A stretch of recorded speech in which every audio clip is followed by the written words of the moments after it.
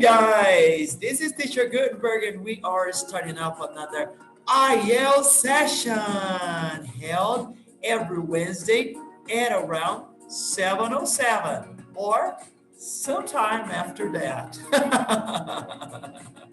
Yes, I am Teacher Gutenberg at Lip Idiomas, and we are here to practice our English. Nós estamos aqui para praticar inglês. Welcome to our IELTS session. All right, now we are online on YouTube right now and also on Instagram. So let me post here. Let me post and welcome our students. Okay, welcome our students. All right, let me post this. There you go. First thing says João Vitor Terones, welcome. Divino Souza. Welcome to our IELTS session, the class where you get to practice English with native speakers. Our friends from across the United States and the globe are always connected to us on Wednesday evening at around 7:07. So please join us. And now I'm going to invite everyone here from Instagram, and I'm going to ask my students who are already connected to me through Zoom to do the same. All right, let's invite everyone from Instagram, inviting our folks. Oh, good evening, teacher. All right, good evening, Philip, Davey, Italo Jr., and Danilo. Our students are already connected with us through Zoom. Yes. All right, hold on just a second, guys.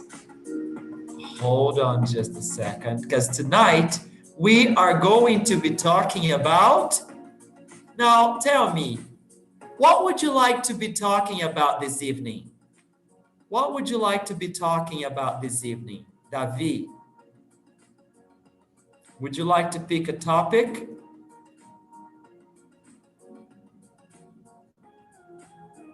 Yes? Philip? Teacher, can you hear me? Yes, I can hear you loud and clear. All right, so I have already connected everyone here. Hold on just a second. I'm going to share this link with our friends from across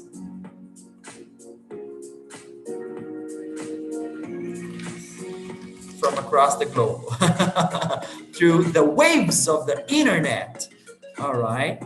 Hold on. Ju, vem estudar com a gente, Ju.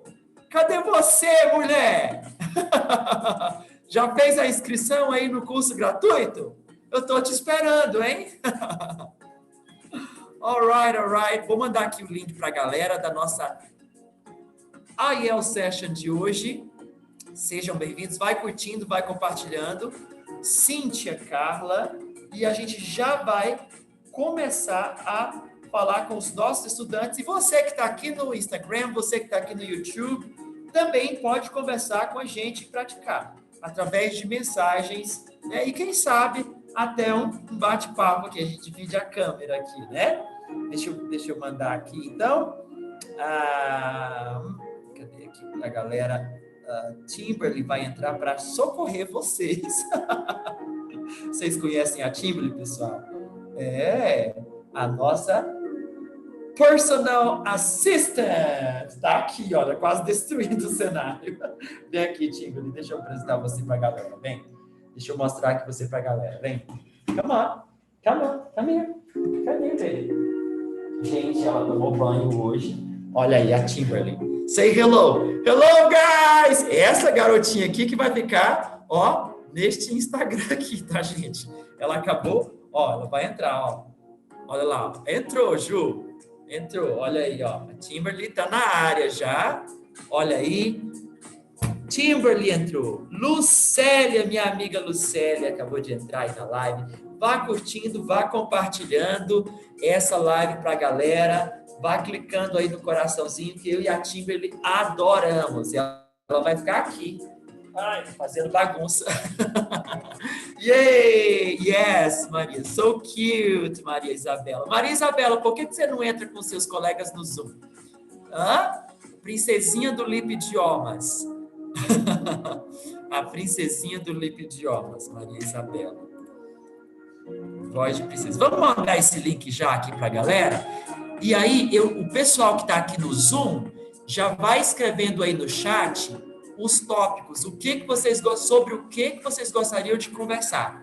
Filmes, séries, vacations, etc. Já põe aí em inglês e você também pode sugerir, tá? Você que está aqui no Instagram, pode sugerir. Pode colocar aqui nessa caixinha de perguntas, tá? O tópico que você gostaria de ouvir a gente conversando, certo? Eu vou mandar o link aqui para os nossos amigos do WhatsApp e do Telegram, tá? Para eles também participarem, né, gente? Enquanto vocês vão formulando aí os tópicos que vocês gostariam de ouvir, a gente conversando aqui na nossa... aqui, ó, no nosso IEL Session. E você que não sabe o que é IEL, se perguntando, o que é IEL? IEL é de intercâmbio linguístico. É a nossa aula semanal, todas as quartas-feiras, a partir das 7h07. Às vezes a gente entra às 7h29, como hoje, tá? E a gente conversa com os nossos alunos em inglês. E a gente também convida, tá? Os nossos colegas nativos na língua inglesa de outras partes do mundo. Então, seja bem-vindo. Welcome to our IEL session. Eu geralmente começo a conversar, tá? E aí, os nossos amigos vão entrando e eles vão conversando com a gente e a gente, né, conversa. É uma conversation class, tá bom, pessoal? Eu vou mandar aqui, então, o link para a galera, ó. Vou mandar aqui o link para a galera lá da Universidade da Maturidade, os meus queridos estudantes, senhores e senhoras aí, já bem de idade, né? A gente dá aula de inglês lá para eles e é uma maravilha.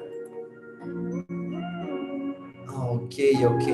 Vou compartilhar aqui também com os grupos da cidade, o pessoal da Letras, né? O pessoal da Letras aqui também, os grupos de notícias aqui da nossa cidade também. E você que está recebendo esse link agora, vá compartilhando com a galera, tá bom, pessoal? É isso mesmo, vá compartilhando com a galera esse link, que nós já estamos começando a nossa Conversation Class, o nosso IEL Session, é isso mesmo.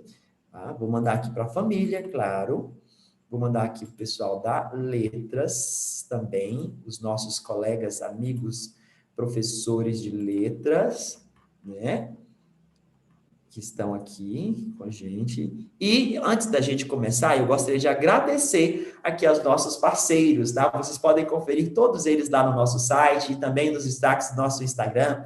Em especial, eu quero agradecer aqui a Aranet, a melhor internet, tá bom, gente? E também aqui a Estratégia Contábil, a RR Informática, todos os nossos outros parceiros. Confiram lá, tá? E sempre tem um descontinho lá para vocês, tá, gente? Nesses lugares. Vai lá, corre lá, fala assim, olha, o Teacher Gutenberg me mandou aqui, lá do Lip Idiomas. Tem algum desconto para mim? Peçam lá. Quem não chora, não mama. Não é isso, Ítalo Júnior? Tô certo ou tô errado? Am I right, am I wrong? É isso aí mesmo. Olha aqui, a Ju disse, vamos conversar, tem interesse. Isso mesmo, Ju, vem para cá, ok? Que a gente, Ju, nós estamos com a promoção, com a oferta até dia 9, vê lá no nosso site, eu acho que eu até marquei você, não perca, tá? Só até dia 9, sexta-feira agora, tá? Não perca essa super oferta, tá bom, gente? Até o dia 9, ok? De abril, 9 de abril. É que dia 9 de abril é dia da independência, não é? Da independência linguística. Pronto, tá aí criado, dia 9 de abril. Dia da independência linguística, né? Porque quem fala língua inglesa tem atitude de vida. Quem fala uma segunda língua tem garra para ir lá e conseguir o que quer e fazer o que quer. Faz sentido para você, Davi, isso? Yeah. Yes. Felipe, faz sentido para você? Cadê o Filipão? Tá aí ainda? Yes, teacher. Yes, very good, excellent. Então, gente, é isso aí. Nós estamos aqui para praticar a língua inglesa. Um abraço, Ju. Let's get started. Vamos ver quem entrou aqui mais. Maria Isabela, a nossa princesinha. Ô, Isabela, tem que tirar umas fotos aí, fazer um book, né? Para colocar lá no nosso site, hein? Você vai ser a nossa garota propaganda. Que tal? Gostei. Vamos ver se já tem algumas sugestões aqui. Eu pedi para vocês colocarem sugestões aqui no chat. Cadê as sugestões, pessoal? Where are the suggestions? E aí, vocês não querem conversar hoje, não? Keith Davis is already online with us. Hello, Keith Davis. Enquanto Keith Davis faz as notícias fresquinhas lá dos Estados Unidos, diretamente dos Estados Unidos, eu vou pedir mais uma vez para os nossos queridos estudantes colocarem sugestões lá de coisas que eles gostariam de conversar, de participar, aliás, conversa, gente, é interação, né? Faz sentido para você que está aí em casa que se a gente não interagir, a gente não aprende? Então, interaction. Puxão de orelha ao vivo. Keith Davis, tell me everything that is going on in the US right now. Bom, deixa eu pensar, amigo. Hoje, no meu trabalho, durante a clínica de vacinas, eu conheci... Bom, estamos muito ocupados hoje dando a vacina de Pfizer para muita gente. Bom, a 1h eu tinha uma hora marcada com o médico, porque eu tinha um problema com meu dedão do pé. Então, eu queria saber se eu tinha uma unha encarnada. E por isso eu fui ao médico especialista do pé. Por sinal, tem um médico brasileiro que trabalha naquela grupo de médicos do pé. Mas, de qualquer jeito, eu fui ao meu médico para discutir a possibilidade de ter uma unha encarnada. Não, unha encravada. E, graças a Deus, encarnada. Ingrown toenail, como dizemos em inglês. Então... What is that again? I'm sorry. Ingrown toenail.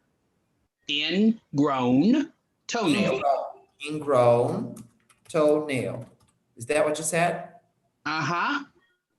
All right. Ingrown toenail. Wow, that is, I have never heard this word before. Ingrown. It does make sense, but I have never heard that. I hope you never get one because they're terrible.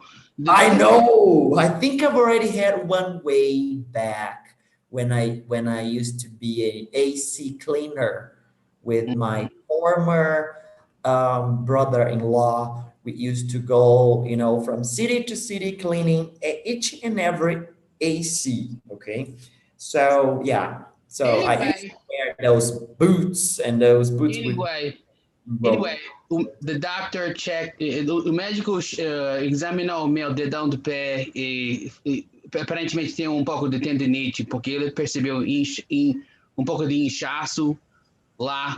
Então, ele me receitou, what do you call them? What do you call those things? Palmeiras, hortáticos? Say that again in English, please. Hold on a second. I can look it up here. It's inner soles in English. Inner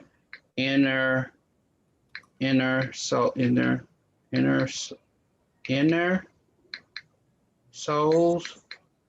Hold on. Here it is. Well, no, I almost had it. Hold on. Inner. Silva Pereira, welcome to our IL session, Silvia, and Eugenie. All right, welcome to our IL session. the class where you get to practice English with me and my students and friends from across the ocean. I found the word inner soul. Inner soul, like this? Yeah. Did you say inner soul? Inner soul, yeah. Palmilha para sapatos. Então, Soul. Yeah, palmilhas ortáticos. Eu preciso usar isso quando estou caminhando. Aparentemente, todos esses dias que eu trabalho fora sobre o asfalto, isso afeta o meu como eu tenho os plays planos, entendeu? Então, anyway, ele me recitou um medicamento anti-inflamatório, anti-inflammatory. Então, como eu tinha prometido à minha supervisora, se o médico não cortar a unha encarnada, que eu vou voltar ao trabalho, because I had asked for their afternoon off. Então, when I went back there, they put me straight back to work and they told me to go over to this car. And I went over to translate for these ladies and I was speaking Spanish, not thinking. And all of a sudden, I asked the lady, where are you guys from? And she says, we're from Brazil. So I immediately started talking Portuguese to these ladies, and they were from Minas. And so they were so shocked that I was speaking Portuguese. I know it blew their mind. So we have a Mineiro here, Philip. Philip is from Minas Gerais. Yes. Well, did you say they blew their minds? I know that blew their mind. Oh, you know that blew their minds. Okay. Blew their mind, or I blew their mind. But anyway, yeah, they were from Belo Horizonte. They live around here. Eles limpam casas. Muitos brasileiros que trabalham aqui limpando casas. I guess that's a common thing they do here for a job. Yes, it is. That's Brazilians are really required to do those kind of jobs because we are kind of experts in cleaning. You know, we love cleaning our house, washing. We love washing. We don't just clean. We don't just wipe. Because I know for a fact that Americans and Europeans, they just wipe, they dust the dust, you know, and they vacuum and that's it. Brazilians, no. Brazilians will do a deep cleaning. Que bom, que bom. Então, você imagina que that made my day. Isso fez alegrar meu dia. How did that make your day? Because you just met some Mineiros in the US?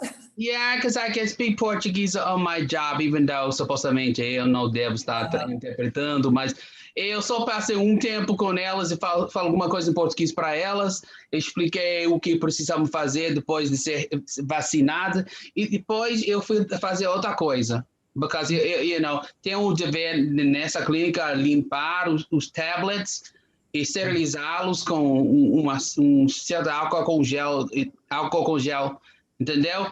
Então, but that made me so happy. Now, álcool com gel, we call hand sanitizer in the US. There's no such a thing as álcool em gel, as we say in Portuguese. In English, we will usually say hand sanitizer. Is there any other term in the hospital that you might be using for hand sanitizer, Keith? Nah, that's the main word we say, hand sanitizer. That's what I thought. So hand sanitizer. And during my cooking class, it held every Tuesday at around 3:03 in the afternoon. I usually teach the kids how to wash their hands. Okay, there is a whole procedure to do that. It's not just Brazilians, when they go wash their hands, it's just like water and soap, you know, at the same time, and that's it. It's just like a couple of seconds. No, you don't do that. There is a whole, now, do you know the procedures for hand washing, Keith Davis? Well, supposedly you put on hot water and you put soap and you're supposed to wash your hands long enough to sing happy birthday.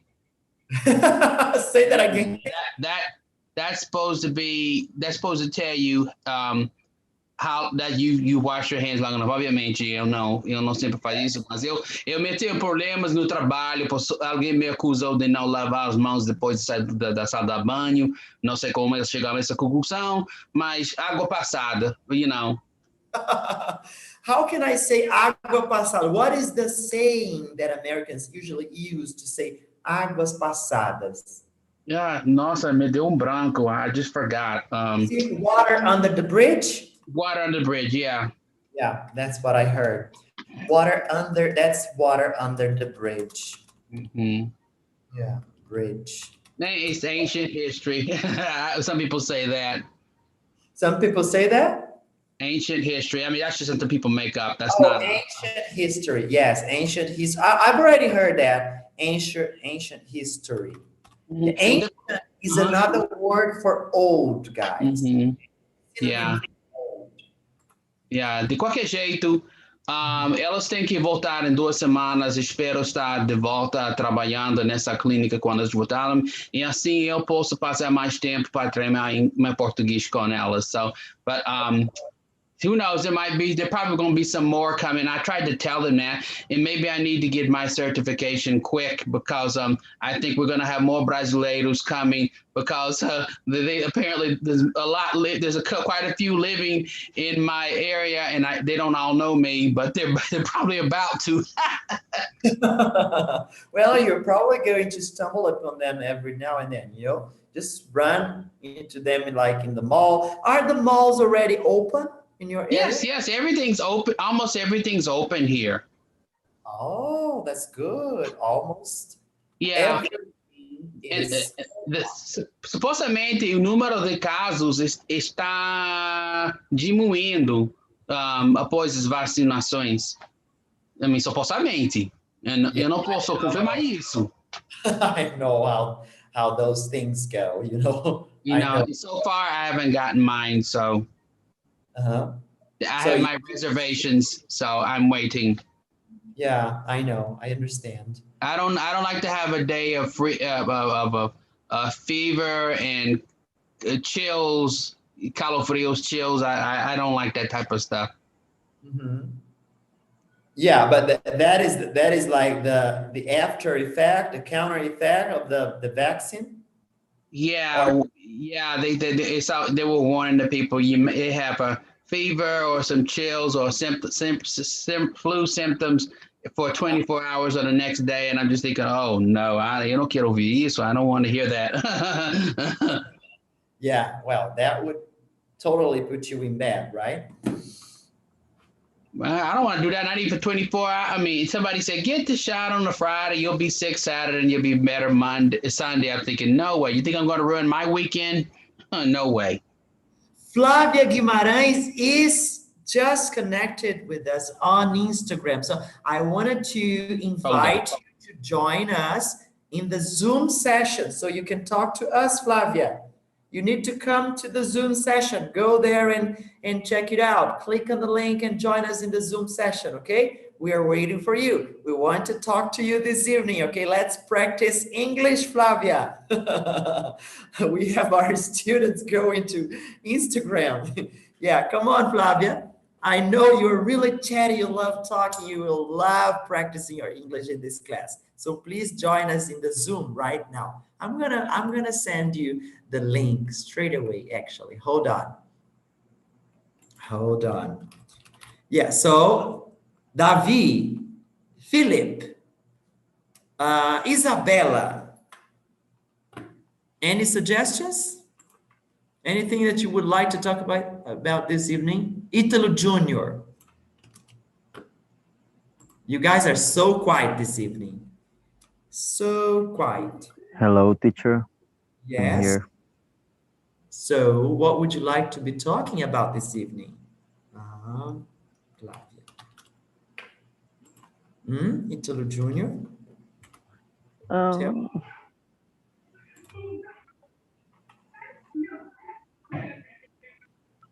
What do you like talking with your friends, Italo Jr.? When you meet your friends, I know you have a lot of friends. Now, what do you like talking about with them? Teacher, you are not sharing your sua tela. My screen? Yeah, your The screen. screen. All right, I'm going to be sharing in a minute. There you go. Sorry about that.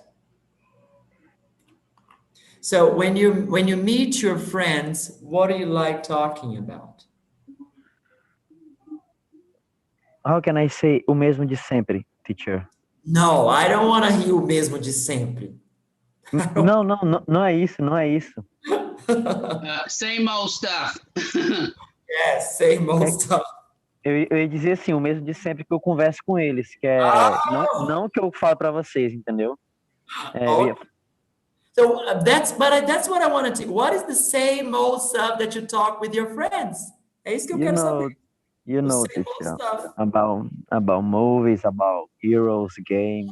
There you go. That's what I want to hear. About movies, what else? About movies, games, and series, heroes, Marvel, Detective Comics. Oh, Philip is asking. Oh, wow. Philip, why don't you use the microphone? Philip is asking you a question in the chat room, Keith. About musical instruments? Yep. Nope, I don't anymore. I used to play the trompete long time ago when I was in ensino médio. Por no mais ano e 3 anos durante a escola média. But after that, junior high and high school, 1 year of high school, and after that, I didn't do it no more. As a matter of fact, that band teacher died not too long ago. Wow, I'm so sorry about that. But so he was sick with cancer, so. Oh, that was terrible. So you have never played anything else after that? No, nothing else. Oh, man. Not even at church? No. That's not minha praia. It's not my thing.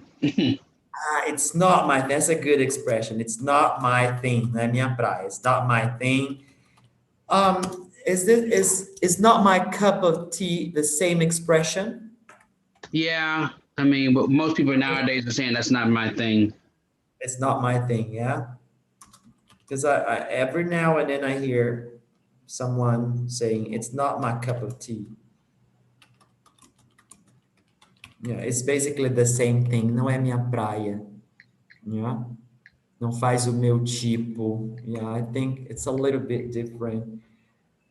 If you say he's not my type, that's usually talking about relacionamentos amorosos, you know. He's not my type. He's not my type. She's not my type. He's not my type. Oh, Flavia is in the middle of a worship. Okay, Flavia. Now, I don't know, Flavia. You are in the middle of a worship, but you're also connected with us on Instagram. That's so funny. So you're praising the Lord, but you're also talking to your teacher? Flavia, girl. One thing at a time, okay? One thing at a time.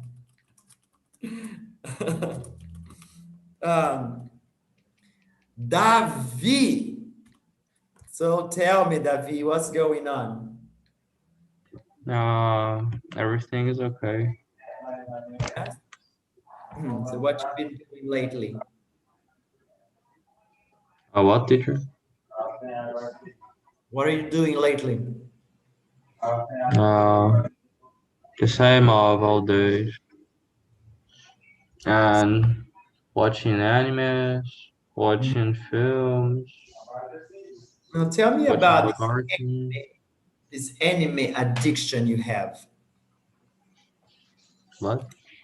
Tell me about this anime addiction you have.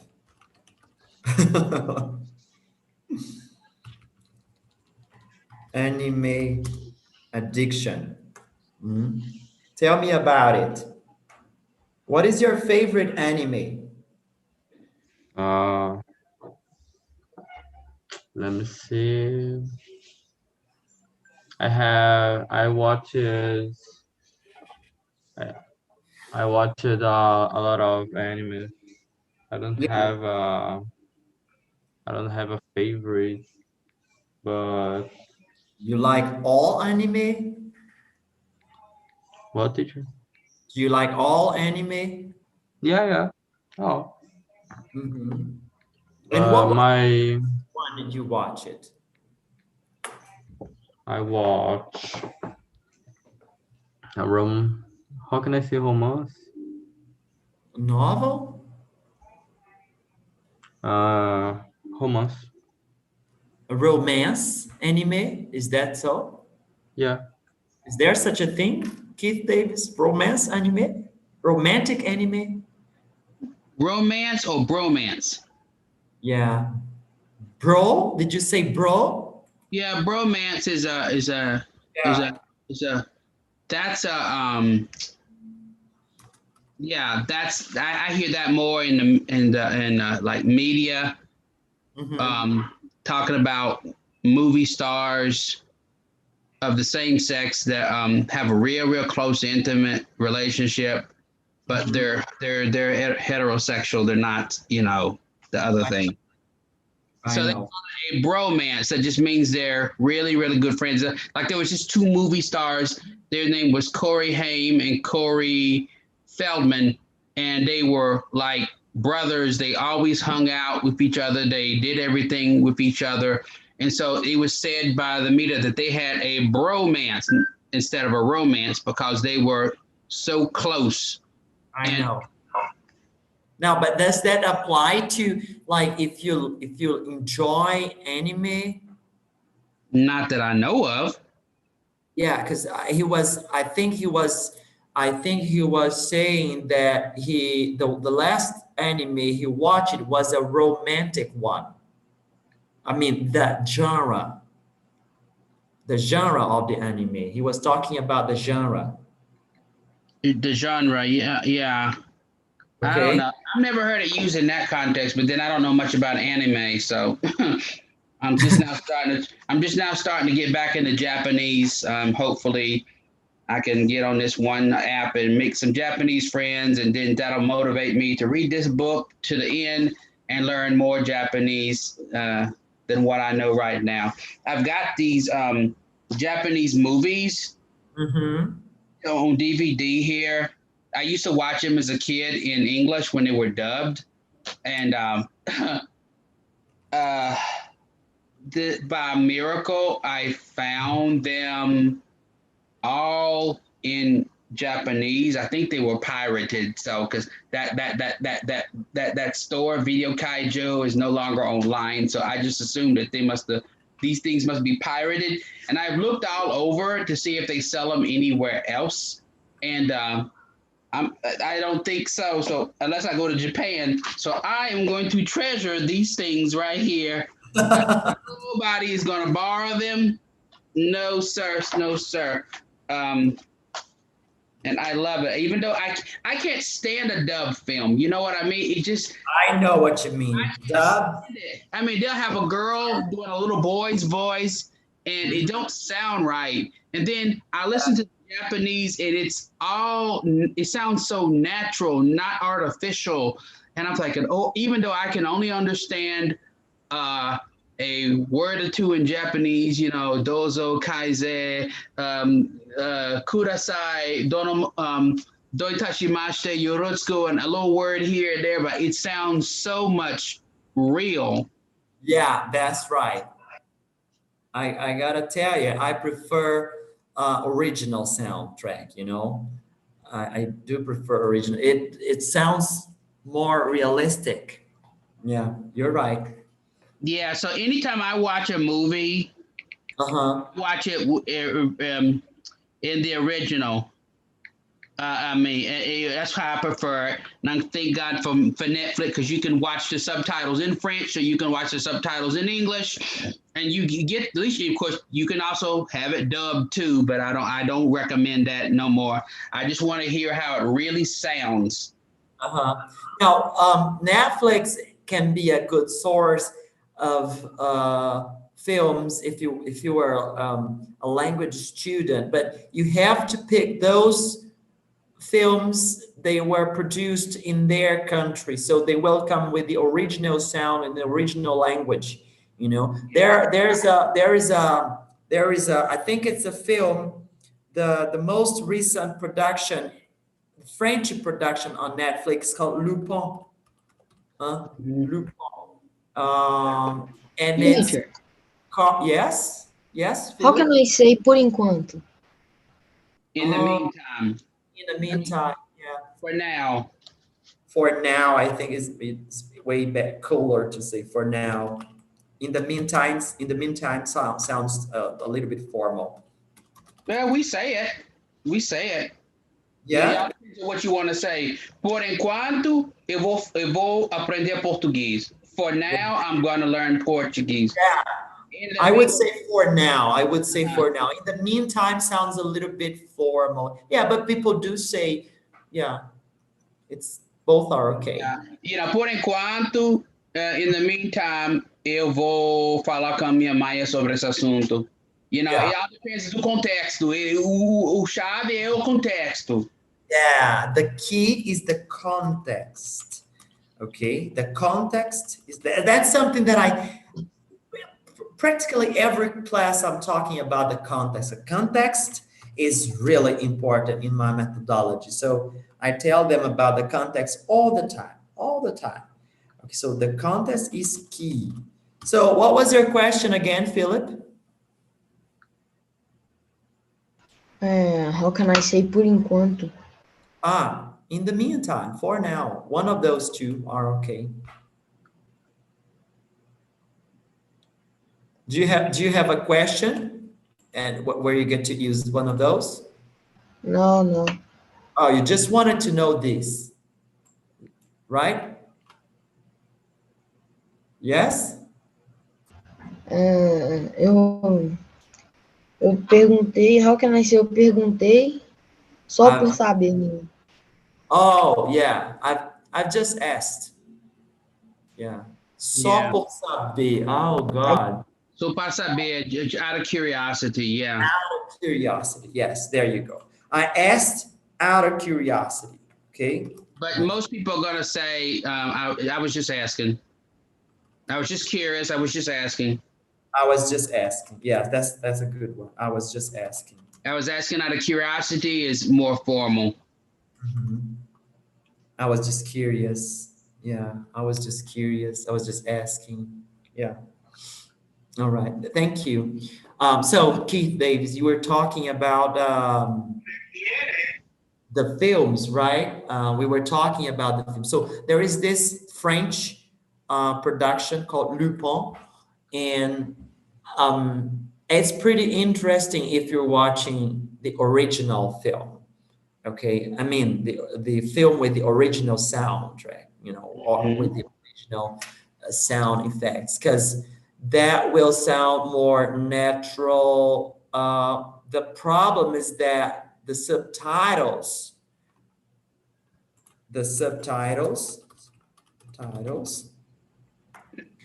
are not, most of the time they don't follow the audio.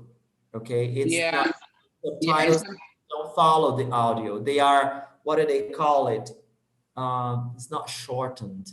There's a specific terminology for that. There's different kinds of subtitles, and there's one that is literal. So that's the only problem that I see on this platform, the Netflix, because the subtitles, they don't follow the sound pattern of the spoken language. Okay, they are not literal. It's more like they have customized this subtitles so people can read it easily, you know.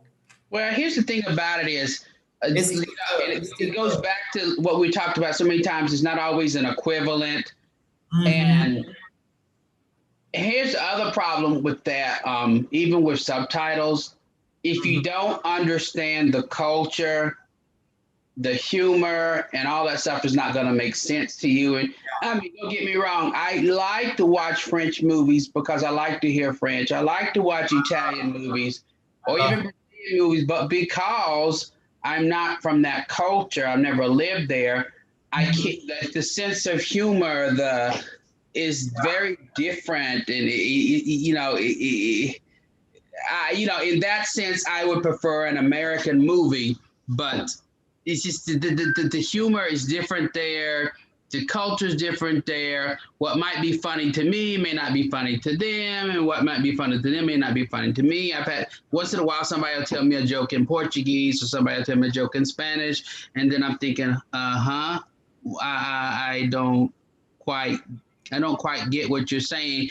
Or sometimes people will, make a joke, maybe a racial joke in Portuguese, and it's not meant to be racist, but when it's interpreted in English, people say racist. Bad. Yeah, and that's that culture is the key. Also, it's so very important. Anyway, I wasn't gonna rehash all that, but like I said, here's the other thing. In some of these films, I would dare say they probably been edited or cut for American audiences, because what might be considered risque or violent in Japan or France is very offensive to us. They have to be adopted from country to country. Yeah. Case in point, this series I got here, Magmatashi, but in English it was called Space Giants. I can show you a picture of it right here. If I can find the camera. Where you get the picture? It took me a while to understand English jokes. You don't get it just out of nowhere, okay? Because jokes are so embedded in the I wanted to say the quantum semantic field. But I was going to give you another example. It's so profound to understand jokes. If you get to understand jokes, you're already a C2. So it took me approximately 10 to 15 years, because it's been what? It's been 21 years I've been studying English. So it took me approximately 10 to 15 years to understand English jokes. So it's not something that you get just like that, okay? Yeah. Well, like I said, even these Japanese films, this is a film from a series, a science fiction series from the 60s. Japanese films tend to have a lot of violence. Yeah. Some of them are cut in when they were brought to America. Or another thing, they commonly have swear words, even in children's in children's shows, and that here is like a no-no. But we have to understand from a culture point of view, Japan is a Buddhist culture, not a Christian culture. America is a Judo Christian culture predominantly, depending on what you feel about that. And so what might be offensive in Japan may be offensive to us. I mean, case in point, there is a scene in this movie where let's make the story short. There's this evil bad guy from outer space, and he's invisible in a church, and the priest or preacher or whatever is holding the Bible, and he's talking to the congregation, and all of a sudden the alien starts talking in Japanese. I found out later what he was saying, and anyway, the man keels over and dies. And I said all that to say is that whole scene was cut out of the American version, because that would have caused an outrage all over the country. I know. But because Japan is not a Christian culture, it wouldn't faze them. The importance is lost because it's not part of that culture. Yeah. I got it. Yeah, so that thing had to be cut out or censored means, actually, let me say that again. Sentence, when something is censored, that means there's a bleep bleep, so you can't hear the bad word. But this thing was not just censored, it was cut out of the American version, edited out. That's the word. Edited. Sensitive? Did you say sensitive? Censored? Oh, censored. Yeah, CENSURE. Sir, I think it's censored, right? Yeah. Censored, yeah. Thanks. Yeah, well, that's the thing about translation, you know, that's the thing about language. When you are studying a language, you have to focus majorly in listening first. That's the first thing I recommend to my students in my methodology. So listening is that important.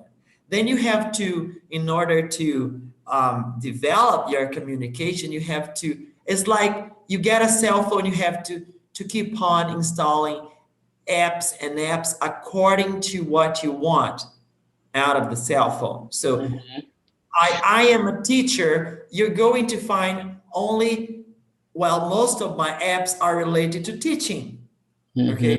So Keith is a translator. So in his cell phone, you're going to find most of the apps, you know, oriented to translation and so on and so forth. So geared toward. Yeah. Geared toward, same thing. But, you know, you said something, I thought something else. Another thing I noticed about when movies are. Oh, it just cut off. Keith, still out there? I'm still here. Yeah. Keith? Hello, I'm here. Can you hear us? Yes.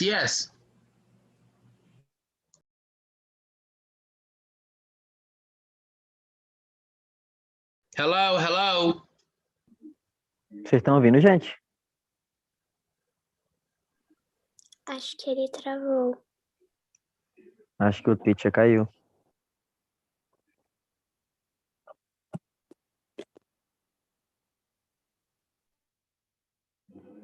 Ei, Aranete.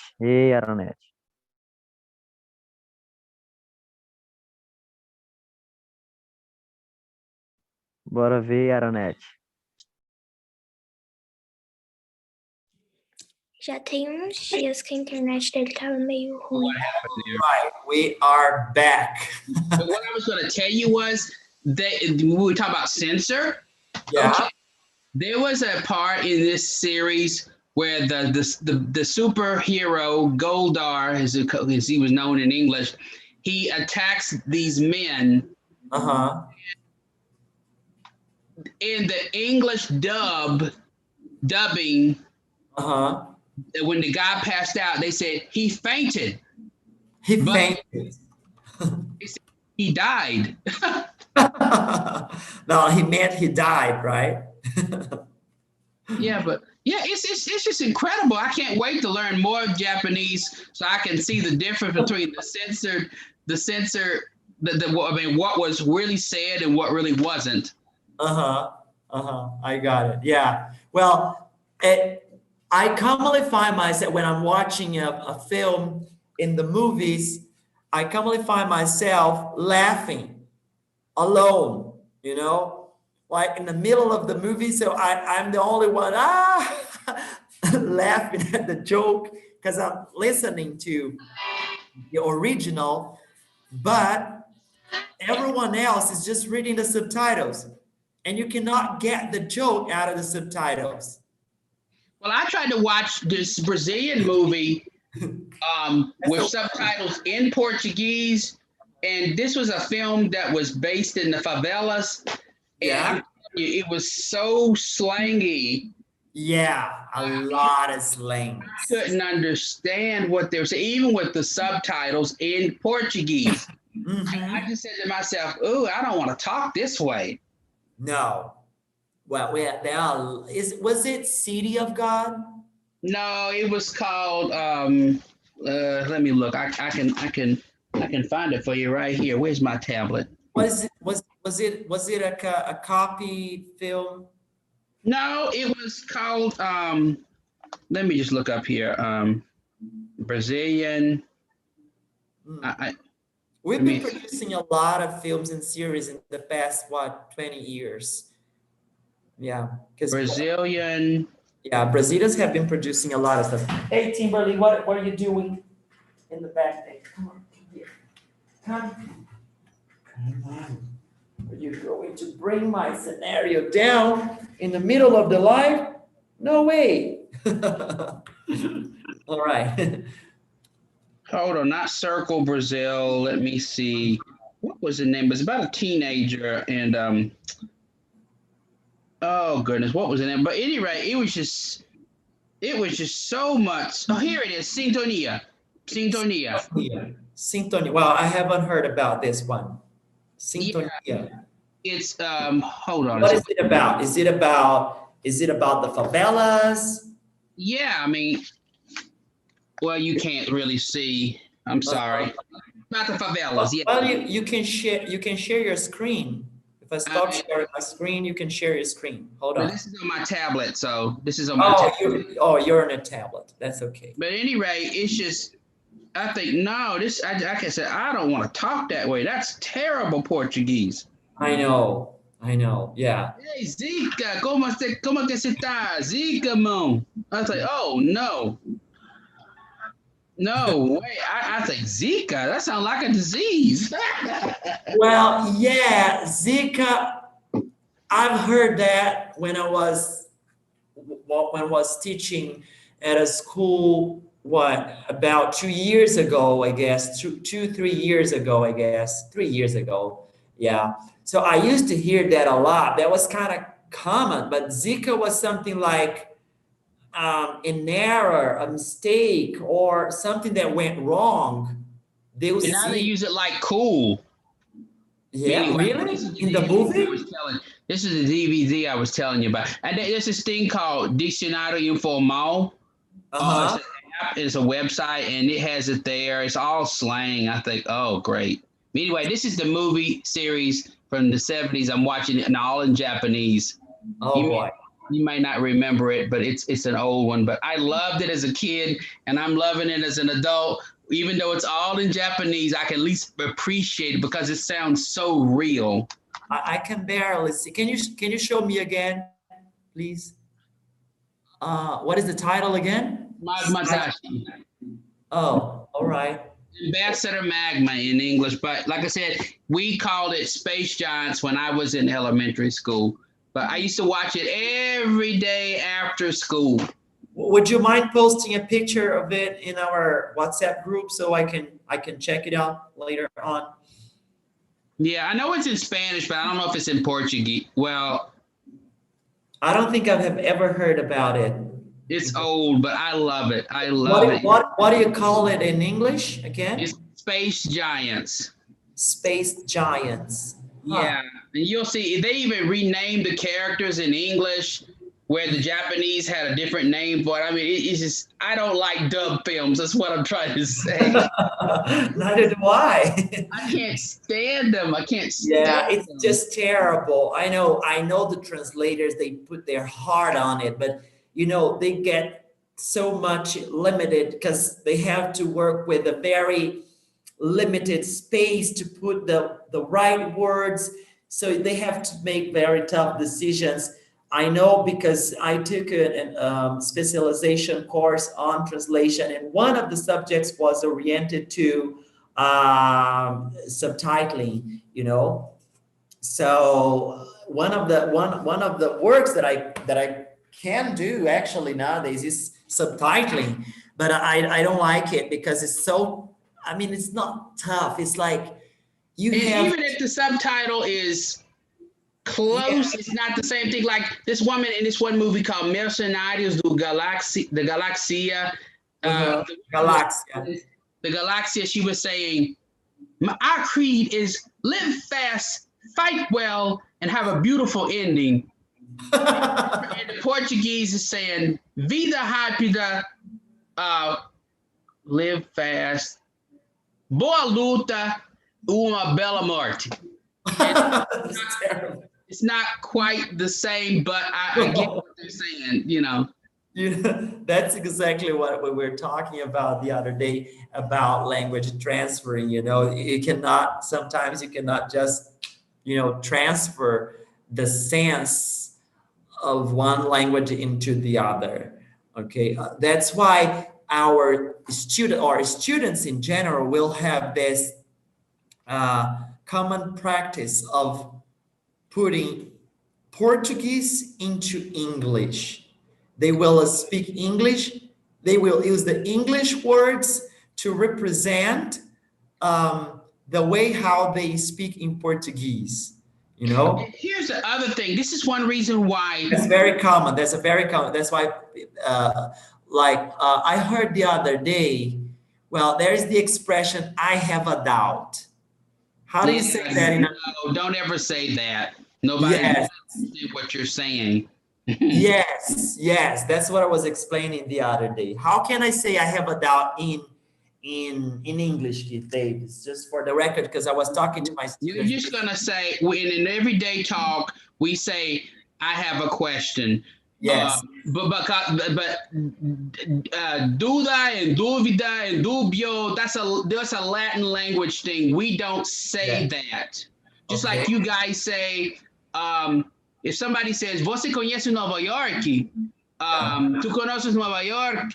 Okay, tu conoces Nova York? Tu connais Nova York? That's a Latin language thing. We never say that. We say, have you ever been to New York? That's what everybody says. We never say, I know Gastonia, unless you're saying, I know Gastonia, I've been all around it. That we never say, and I have, when the Brazilian people ask me, have you ever been, I have to always correct them with that very sentence you're doing right there. Você já esteve em Nova York? And I have to tell them, say, have you ever been to New York? But yeah, that's one of the things I find out. That's a Latin thing because nobody says that in English. And that's another thing I've noticed also, which is one of the reasons why we don't let family members translate at the clinic, because the medical way of saying something and the everyday way of saying something, and a lot of the kids, they may speak conversational Spanish, but they don't know medical Spanish. Yeah. And so, see, we want people, and now here's a fine line here. Sometimes the patient's educational level is so low that even if you give it in medical Spanish, they're not going to understand it. Somebody told me something today. I was having to explain to this man, he wanted to know what's the difference between the Moderna and the Pfizer or whatever. And the nurse started explaining all this something about the virus and the stick, the spikes or what, blah, blah, blah. And I said, no. You need to break it down. Just I don't understand what you're saying in English. And I know if I try to say it to him in Spanish, it's just going to make him more confused. All you need to say is it was made by a different manufacturer, but it's the same. It does the same thing. You have to break it down means to simplify. Simplificar. Yes, it's not good. Break it down is something that we don't say much in Portuguese. Well, break it down, even with the better translation as simplificar, I still think that it's not the same, because break it down is like, eu vou quebrar essa informação em pedaços para que você entenda. Eu vou explicar por partes. That's what simplify means. You make it simple. You make it easy. Yeah. But it's the image way of it's very.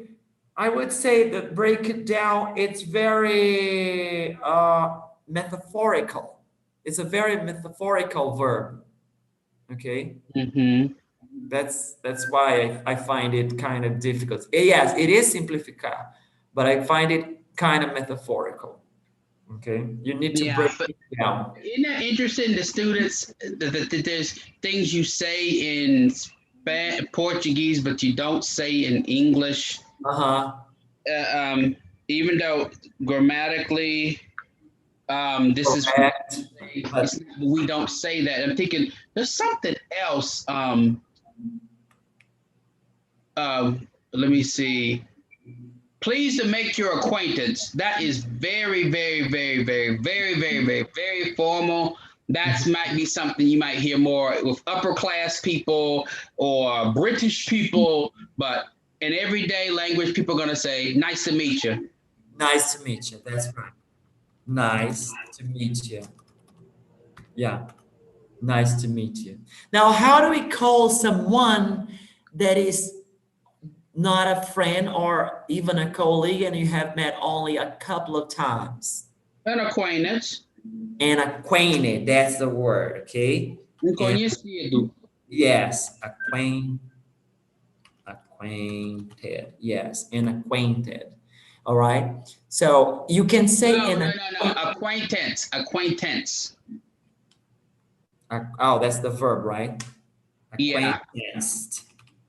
Yeah. No, leave out the D. Leave out the D. An acquaintance. Yeah. So you can say an acquaintance, but you cannot use the expression, all right? What was the expression again? You said with the verb acquaint? Nice to make your acquaintance. That's just very formal English.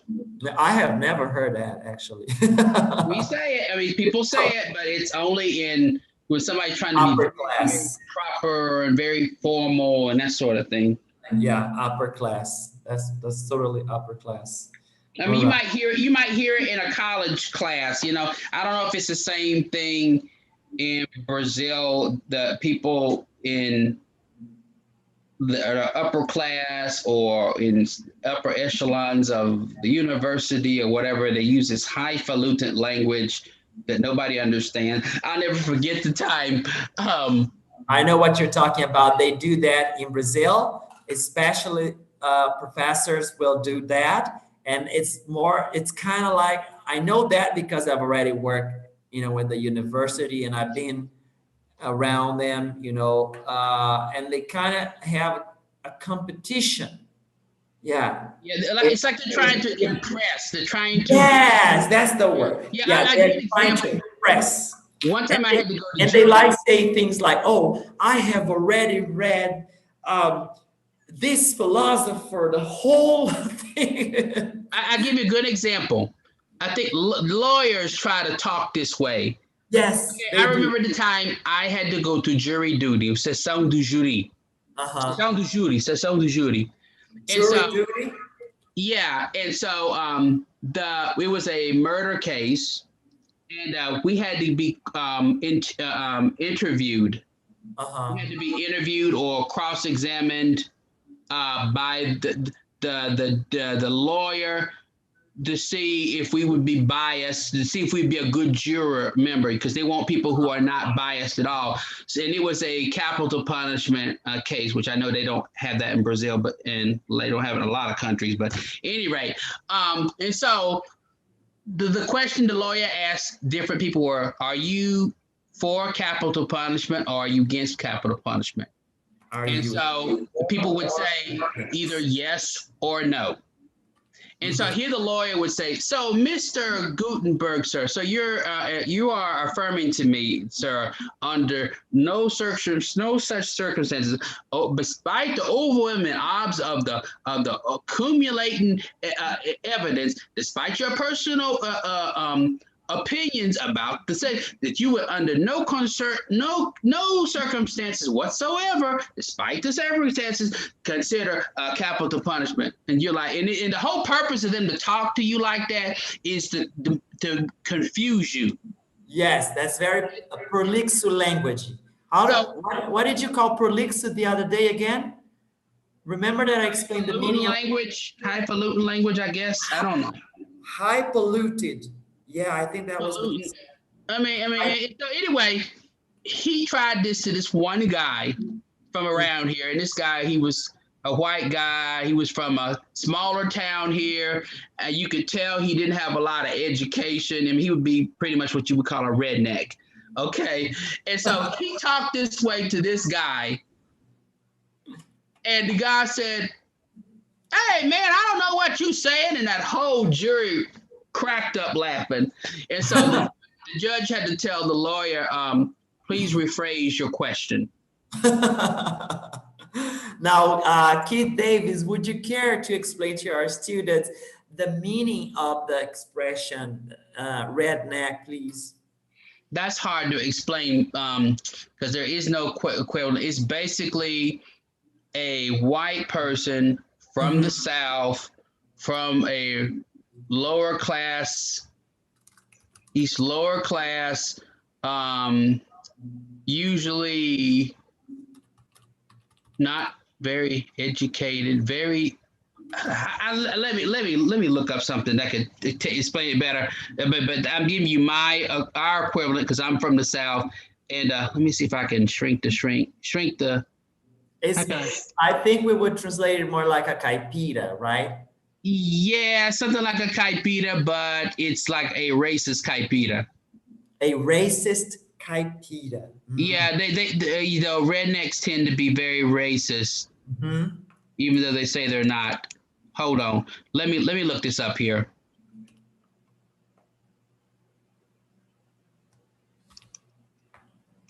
Redneck.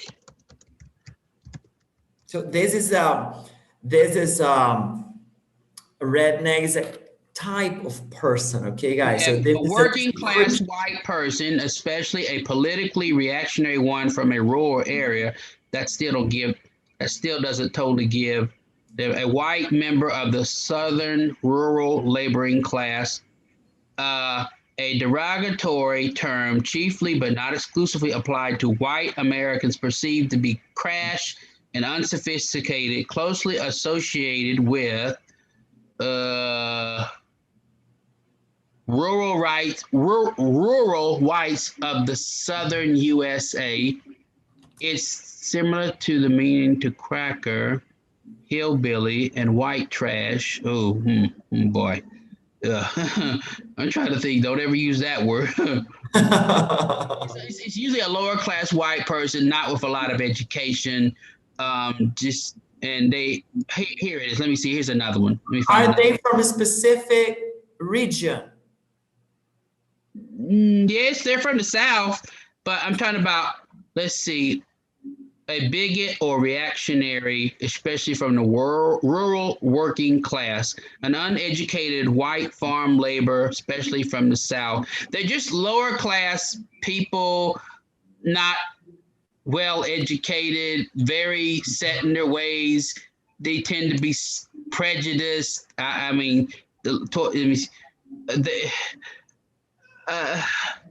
Hold on. A poor white person without education, especially one living in the countryside in the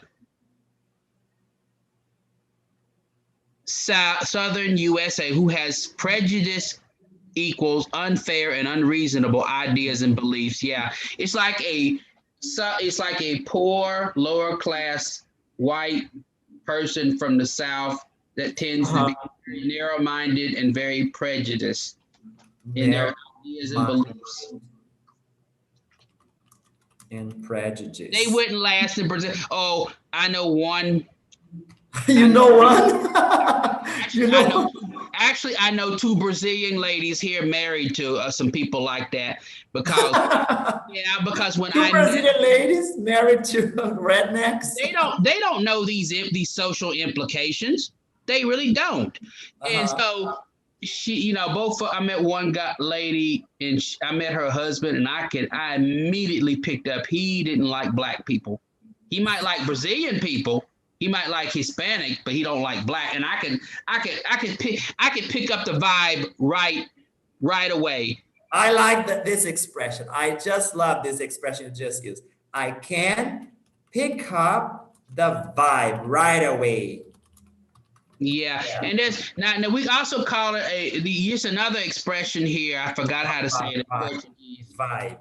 Compad. Sistema de compadres. What is it called? The good old.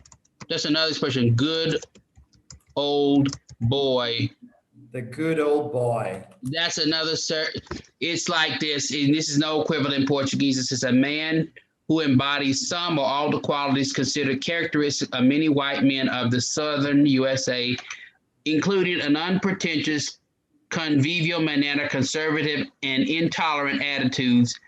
And this kind of like redneck. It's not necessarily poor. It's just, you'd have to live here and see what I'm talking about.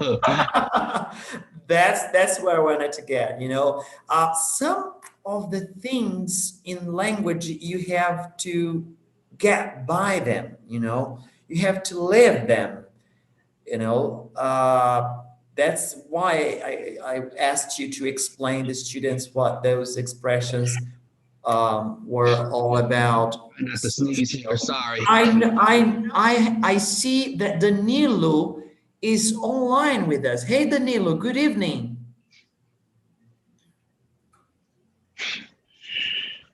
Danilo, are you out there? Still with us?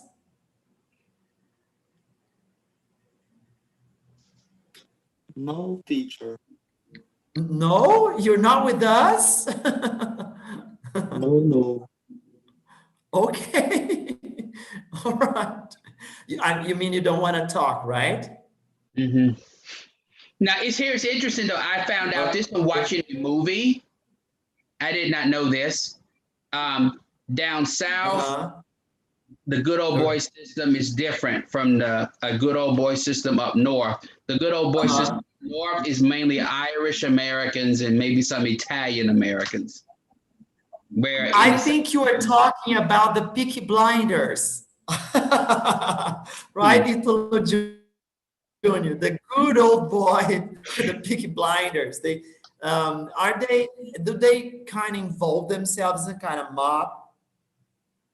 Up north, they do, yeah. But I think down south, it would be the good old boys would be more involved in the Klan and that sort of thing. So, like I said, this is a guy that works with me. He will talk to Black people. He'll work with us. But once in a while, something will come out of his mouth that lets me know that he's got issues. For example, I asked him one day, John Doe, you got Facebook? Yeah, but I don't get on it. He says, there's too much talk about racism on there. And immediately my antennas came up. I said, uh-oh, we got an in the closet redneck here, a racist here. What did you say? We've got an in the closet. Ooh, I got it. We've got an in the closet. Racist. That means he's racist, but he's not letting you know it. He's trying to hide it. But something he said, I know. I got it. Something he says, it'll come out of his mouth and it'll let you know how he really feels. But he'll work with you. He'll laugh with you, talk with you. Yeah. Once in a while, he'll say something. And he's like, because see, I thought it was just my imagination. And I never say nothing to nobody. And then one day, us Black folks get together and talk. And we were talking about how certain people were. And a particular person said, you watch out for that one right there. Then so, and I just said, I just confirmed. Yep. So that means that they have already picked up the vibe of the guy right away, right? Yeah, it's because of something they said. Yeah, people here are how can somebody, I asked somebody one time, because, there's racism up north and there's racism down south and out west or whatever. And, historically, one of the reasons why the country split was because the North was against slavery. Okay. People from up north tend to be more liberal and somewhat more tolerant than the people down south. And, the South is the historically more racist part of the country because of slavery started down here. So I said all that to say is, I asked somebody. Let me just ask you a question before you say that, Aki, because you just mentioned something very interesting. Now, historically, Historically. But the South is well known where most, Black people live, right? Nowadays. We're all over in certain cities: Atlanta, New York City, certain parts of South Carolina, Atlanta, Georgia, certain parts of Tennessee. I looked that up the other day. Chicago, Detroit, Michigan, New York City. I named that. Certain parts of Philly, certain parts of Ohio. Most of them, and of course, when you go out west, Washington State, Oregon, and Northern California, and Montana, and Idaho, you're not going to find many of us there, but we're there. We're everywhere. And of course, California, Southern California, that's a little bit of everybody, but mainly Hispanic. But anyway, I said to somebody one day, I said, Miss Nichols, I said, what's the difference between prejudice up north and down south? And she says, and she's how she said it to me. She says, it's not that there's not prejudice up north. She says, it's a different kind of prejudice. And I was like, yeah, kind of like in Brazil, it's a different kind of prejudice. She says, he says, down south, it's a more intense hatred between blacks and whites. It's an intense hatred. I mean, it's palpable. I've met people whites from the north, whites, blacks, and Hispanics from the north, and they come down south and they say they never, ever experienced this until they came down south. Now, that being said, I asked a white lady from Wisconsin. She was one of our midwives, una partida. I asked her, what was the difference? And she says, oh, there is prejudice up north, but she says the white people up north hide it better than the whites down south. Oh, so the white people up north hide better than the people hide their prejudice better than the people down south.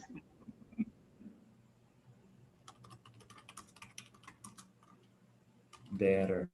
Elas escondem seu preconceito melhor do que os brancos do sul. I mean, it's just palpable. It's palpable here. Very palpable. I know. So anyway, it made me think of Brazil. I mean, people always say, oh, o Brasil não tem preconceito, o Brasil não tem racismo. Tem. Yeah. Não é como no preconceito aqui nos Estados Unidos. We're talking about We're talking about apples and oranges, Yes. That's expression. Now, did you say that up in the south, up or down the south, you say? Up's north, down, south is down. South is down, yeah. Down the south, they have kind of a dense hatred. Intense, intenso. Ódio intenso. Okay, intense. Like they are like white against black, or black. Rooted, profundamente enraizado. Deeply, okay. And take out the I out of hate. Wait a minute. Take out the I out of hatred. Take the I out. Yeah, hatred, yeah. It's a deeply rooted hatred here. Okay.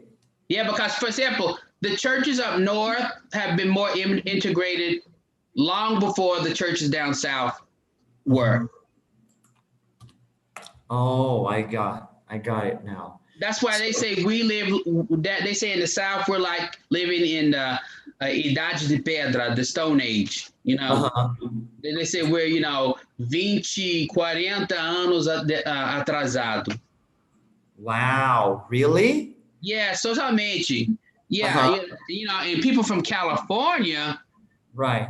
They'll tell you, like this, my coworker, she's retired now, but she still works with us.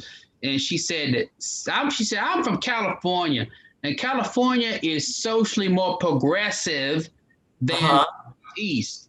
That's right. She's not trying to say there's not prejudice there, but there's a higher level of tolerance. Because she gave me an example. She says she knows a lot of gay people, and even though she's religiously against it, she says she has no problem with talking with them and being friends with one.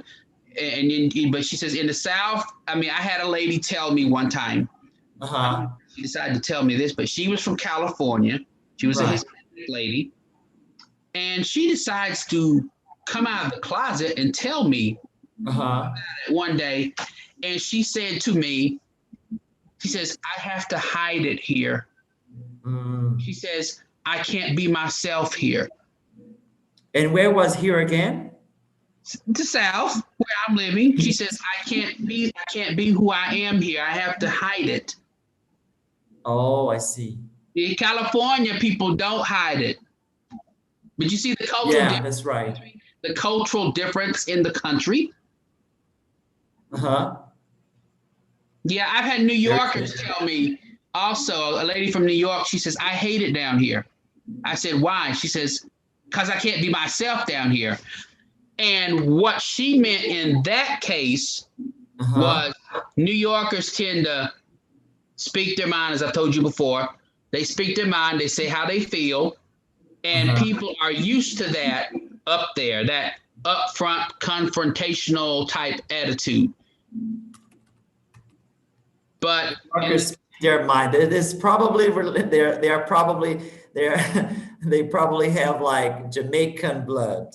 Well, no, what happened was there's a lot. Well, first of all, I think they bought New York from the Dutch, and Dutch are already straightforward people. Dutch are straightforward. And Germans are too. And see, most of the North, if you know the history, it was colonized by European immigrants. So I think the New Yorkers inherited that from them when these people, the Italians and the Polish people, whatever, they came over here, and that's just how they were. And I think that was incorporated into the culture. Because, people from Argentina are like that too. Yes, that's right. Yeah, well, Europeans are very straightforward people. Yeah. They don't just go around, they just tell you on the spot what they feel and what is not, what it is. They don't beat around the bush. They don't beat, that's the expression. They don't beat around the bush, yes. Elas não falam com rodeios.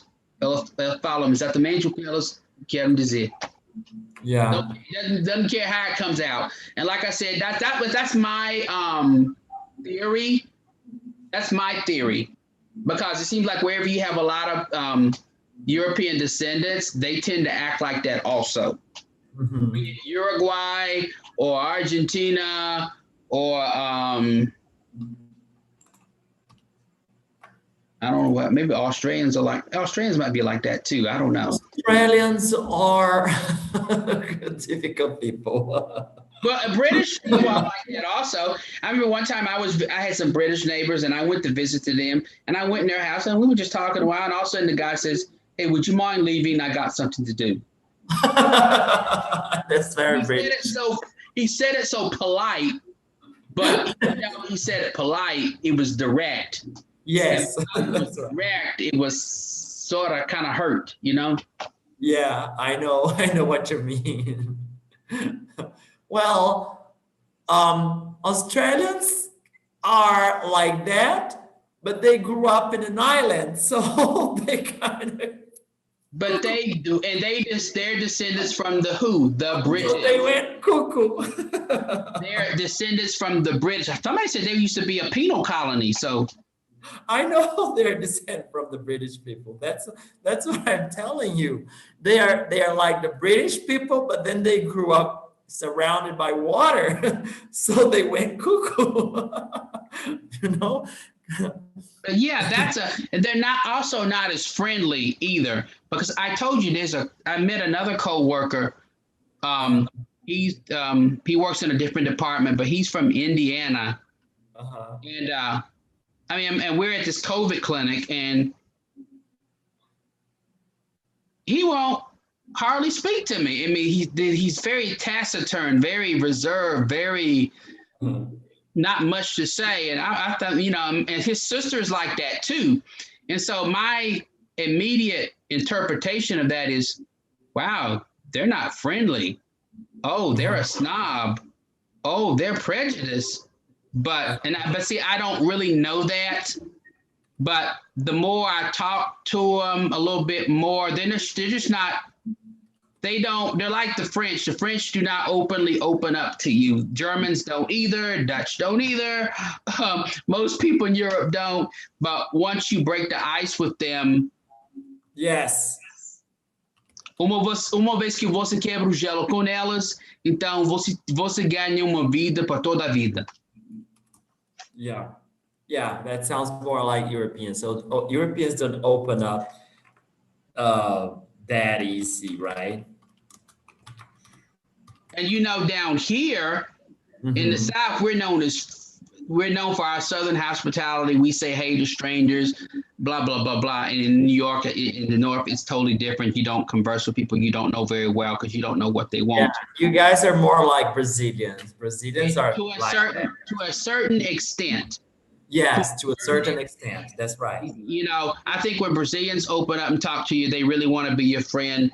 But here in the South, you got a lot of Northerners when they come down here, when they find out what people are like, they're like, oh no, these people are phony. They're not real. And one lady told me, she said, I don't trust, she was from Minnesota. She says, really? Because you know why? Because we tend to talk to you, smile in your face, and then when you walk away, oh, I can't stand Gutenberg. He's stupid. I think he's not a snob. He's this and that. And next time Gutenberg comes by, oh, hey, hi, Gutenberg, how you doing? Oh my gosh. Yeah, well, see, in the North, the people say, if they don't like you, se elas não gostam de você, elas não falam com rodeios. Eles falam diretamente que não gostam de você, que você está perturbando elas, que não querem saber de você.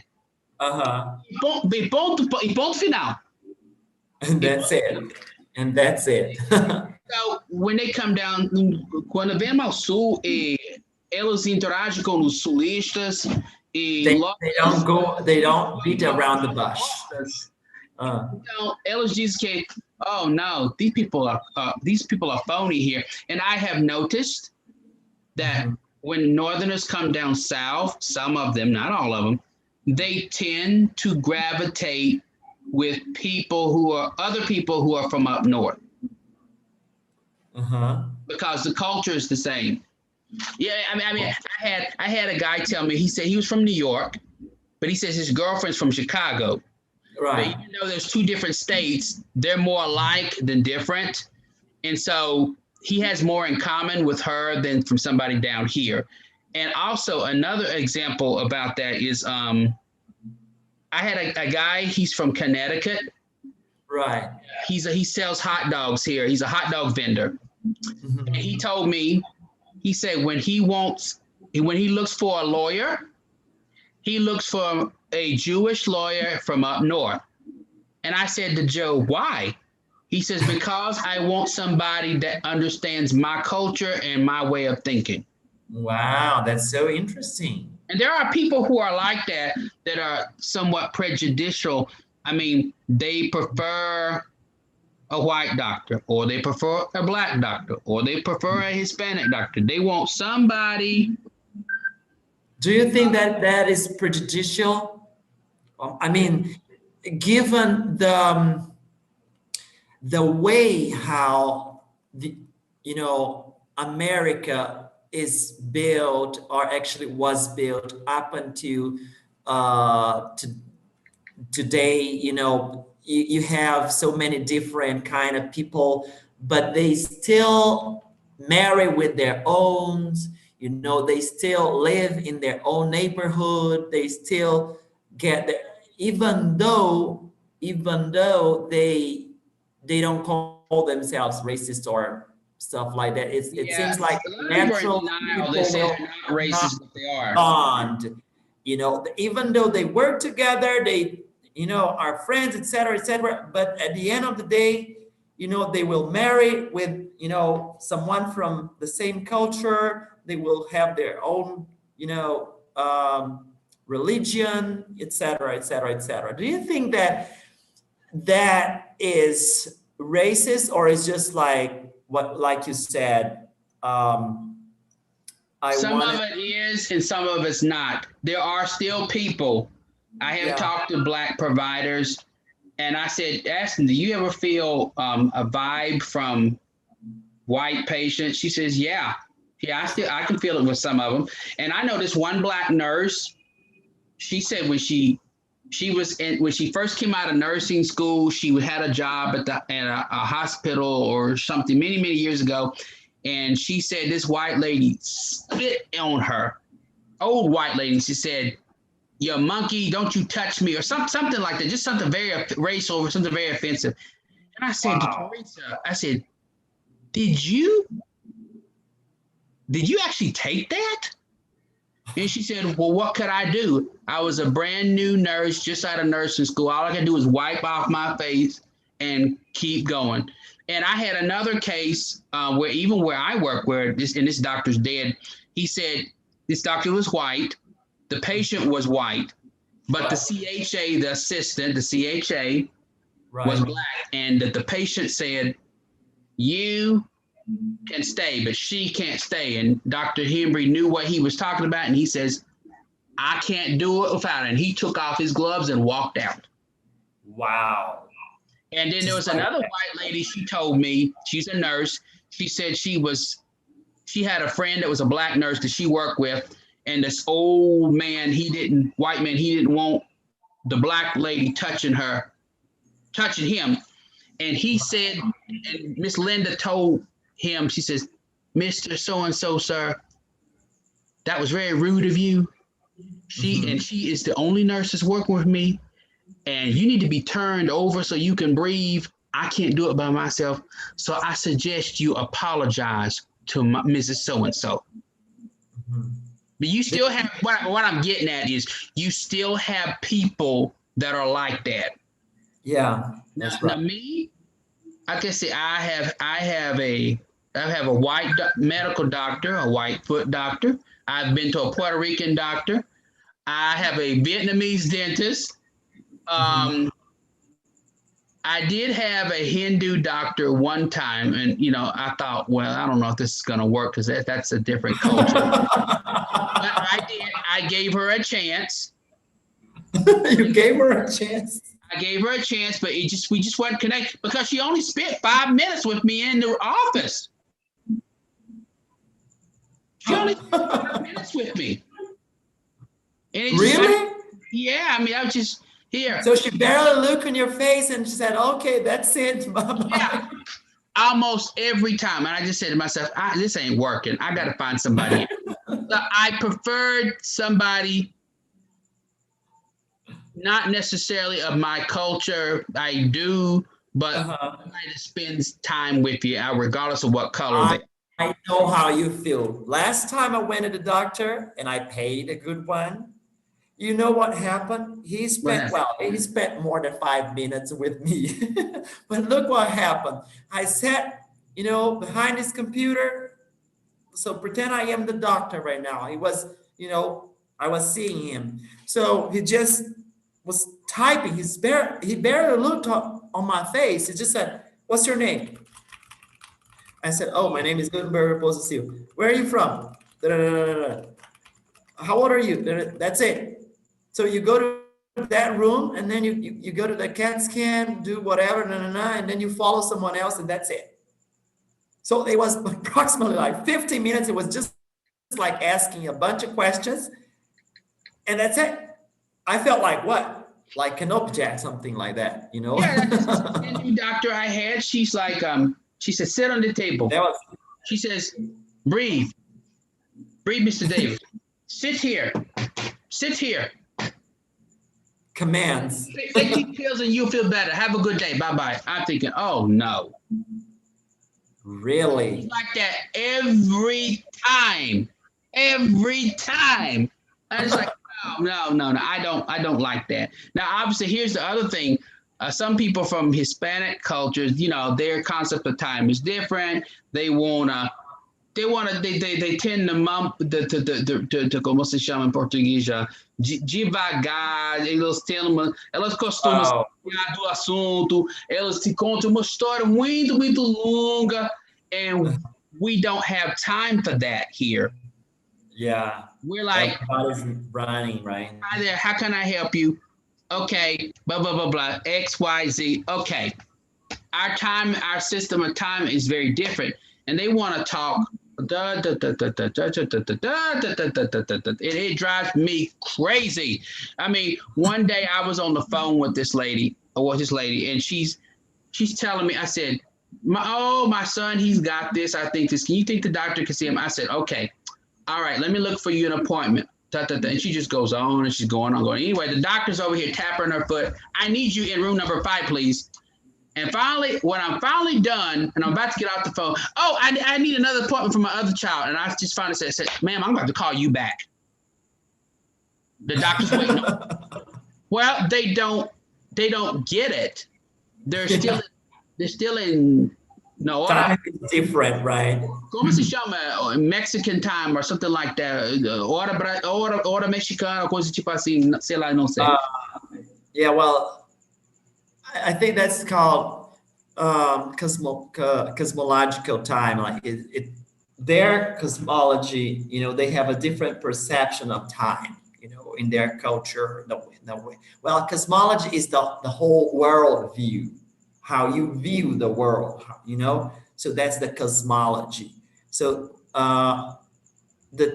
their time is different than yours because the way how they see and how they are touched by the world, is different. That's it. So they are going to have a different perception of time. Yeah, and that's another thing.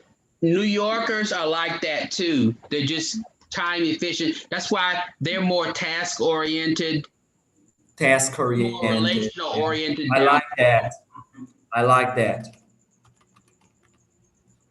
Yeah, I like that. And so I'm kind of task-oriented person. I usually have here my notebook with lists of stuff that I have to do, on the following day. By the end of the day, I check what I could do, and I reschedule the things that I couldn't do that was not possible to be done. So I reschedule for the following day with time and day, etc. So I think that's really interesting. It helps me to go along the day easy. And I tell you something else we had to break the habit of with my clients 20 years ago. The appointment at the doctor's office would be 9 o'clock, for example. But they would get there at 9:30. Wow. It kept happening over and over. And then finally, when we said we can't see them no more, they started coming on time. But at first we were very lenient with them, understanding, but it started affecting the clinic. And so they're pretty much now, they understand, unless they've just gotten here in the country. But, you got to know the como se chama, the do's and don'ts de cada cultura. Por exemplo, eu percebo que quando eu falo com pessoas do Brasil na internet, elas me perguntam, quanto você ganha? And I'm like, you don't. And I know, eu sei que não está querendo, eu sei que não está me... Eu sei que não tem maus intenções, eu sei que eles não estão fazendo isso por maldade, entendeu? Mas não entendo que esse tipo de perguntas não se faz entre americanos. Talvez se haja um relacionamento bem íntimo, bem próximo, talvez. Mas geralmente, entre meus companheiros de trabalho, eu nunca pergunto para eles quanto eles ganham. É verdade. Aqui também, a gente... Bom, de modo geral, as pessoas, elas não perguntam, né?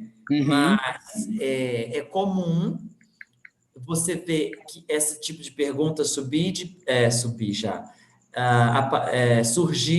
de pessoas que têm, digamos assim, um nível educacional mais baixo, né? Então, elas não tiveram a educação suficiente, aí você vê que esse é um tipo de pergunta que aparece. Tá? Você nota, como é que a gente falou aqui naquela hora?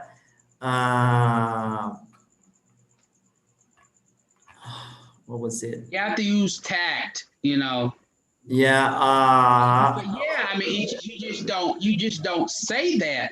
I mean, I Yeah, mean, we don't say that. Most people won't say that, but some people will ask, so you have to kind of push them away. So you have to kind of educate them. That's well, the I way. You have I to had a educate. Colombian lady ask me diretamente quanto você ganha nesse trabalho. I said, eu não discuto isso. Uh-huh. Fala com ela, eu não discuto isso. Bom, eu perguntei porque eu tenho uma amiga que quer ser tradutora e eu gostaria de saber quanto ganha um tradutor. Quanto você ganha? Eu não falo disso. Ela ficou ofendida comigo. Mas mesmo hoje, um colombiano, um cliente, ele me perguntou, onde você mora? Uh-huh. E contei em Gastonha. Então, ele me perguntou, por onde tu vives em Gastonha? I'm like, you don't ask a No. government worker that. Era casado. I'm thinking, what do you need? What is that? An interview? What is that? What do you need to know that for? So I just went the other way. I went to the doctor's office and I came back in an hour. But I'm trying to understand why do you want to know that? Yeah. I would totally, feel the same way. But Disoriented. If a brasileiro me pergunta isso, vamos supor que um brasileiro me faça essa pergunta. Como posso reagir a isso? Como devo responder? Devo ficar na defensiva? I don't think you should be, you should feel like that. I think you should try to educate, because that's what I just told you. When people will ask you that in Brazil, okay, you will see that this person is, from a lower class, So this person did not get enough education, That's why they will ask questions like that. It's just like I was teaching one of my students, one of the students that I have, so we have kind of a snack after the class. So I invite them to have a snack with me. And sometimes they spend like 30, even 40 minutes waiting for their parents to come by and pick them up. So I invite them to have a snack with me. And I was teaching one of them, how to use the spoon.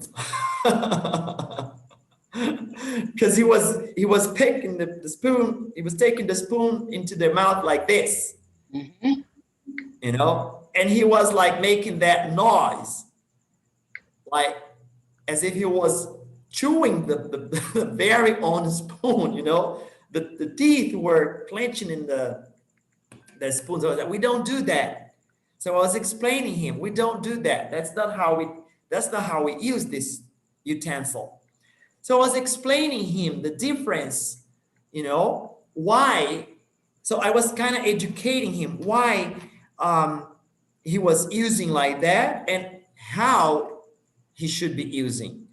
So he was like stunned, like, wow, I didn't know that. Really, teacher? Yes. So when you use it like this, people will think and will see you in a different way. Now, when you use it the other way, people will see you different. Yeah. So he was like, wow, really? Is that so? Yes. And so he was totally unaware of that because he was not taught and he did not receive that. And for him, eating like that was totally okay. Or using the utensil like that was totally okay. So it's the same thing with questions like that. When you see people asking, so you have to think like that. This person needs education. This person did not receive money education, for example. This person did not receive enough awareness, global awareness. So that's why they ask this kind of question, Yeah, that's it. Well, that was a wonderful conversation, Keith Davis. Do you have anything to ponder and wonder to wrap it up? Thank you for joining us this evening. It has always been a pleasure to talk to you. I would stay up all night talking to you because it's just amazing. I love it. Well, I'm going to need to know these little cultural things if I keep meeting Brazilians up here where I work. So, I got some books on Brazilian cultures, but not so much as Brazilian mannerisms and that sort of thing, because I know that's going to vary de parte do Brasil ao outro, porque o do Brasil é um país enorme, quase maior, acho que é maior que os Estados Unidos. E, então, como eu tenho lido com pessoas de diferentes países, eu preciso de conhecer e saber essas coisas das pessoas e como as personalidades diferentes da religião na hora. So let me tell you about the last question, and now that you're pointing it out, I think you should educate. Now, if someone asks you, if a Brazilian asks you something like that, I don't think you should panic or anything like that. Just tell him, this person, that an American wouldn't ask this kind of question. That's it. That's the thing. That's the way I think you should. So, I'm sorry, but an American wouldn't ask this kind of question. Just like here, on the internet, it all depends on what it is. It depends on you have to see the context, because like I'm a fellow translator. So now I just moved to the US. I know Keith for a very long time. We've been partners, in crime. So I decided to move on, and I'm going to invest in translating. But now I moved to the US and so on. So that's a different context. Keith, how much do you? That's a different, situation. For example. It means like here in the United States, okay. I've told you before, there's three subjects you don't get on the three subjects you don't discuss. A questão racial, religion, money, and religion. Money, yeah, and it all depends on what part of the country you're from. Now I know in the South, people are very religious, as you already know, and so, linguagem religiosa e conversa sobre religião são muito mais comuns, e essas expressões são mais ouvidas. Praise the Lord, how are you doing? I'm blessed, praise God. Coisas tipo assim, porque aqui tem muitos evangélicos. But if you go to New York, most of those people are Catholic, so you're going to hear more talk about the Virgin and the Padre and that sort of thing. But people tend to be more private up there than down south. And I think even on the West Coast, where people tend to be very religiosos, they don't like that type of talk. They don't go to church. And so when they come to the South and they hear all this talk about Deus, Jesus, a igreja, salvação, etc. It's just cutting it off. I couldn't hear the last part it just said. I say, quando essas pessoas chegam à região sul onde eu moro, e elas ouviram toda essa conversa de Jesus, Deus, a igreja, escola dominical, grupo de jovens, glória a Deus, aleluia, etc. Essas pessoas ficam, ofendidos, entendeu? Não gostam, não estão acostumados a ouvir isso, porque nos estados delas, esse tipo de linguagem, esse tipo de conversas são poucos a nenhums, porque as pessoas não vão na igreja e geralmente essas pessoas não falam disso, elas guardam isso para si mesmas, entendeu?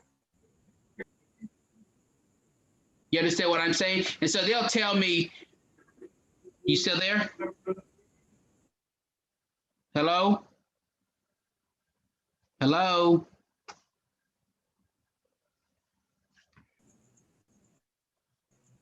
Hey. Okay, I hear you.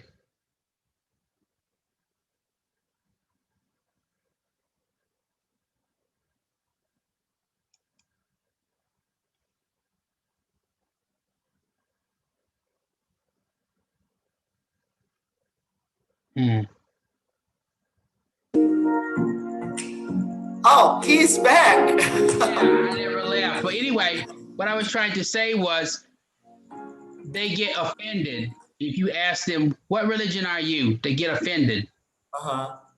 Yeah, I got that. He says, well, nobody ever asked me that.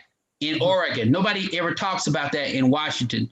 One lady from Canada, she said to somebody, she says, we don't talk about that in Canada. That's very personal.